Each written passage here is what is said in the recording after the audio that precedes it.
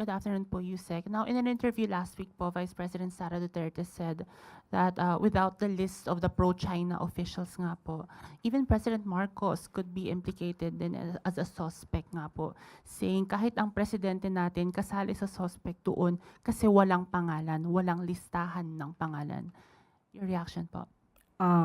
Ako natawa. Di ko alam kung natatawa kayo. For me, nakakatawa kasi yung kanyang mga sinasabi.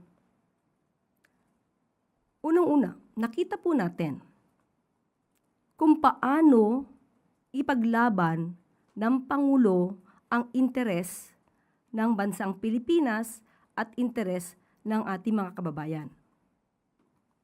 Marami na ang humanga at ipinakita na sang-ayon sila kung ano ang stance ng Pangulo patungkol sa ating soberanya.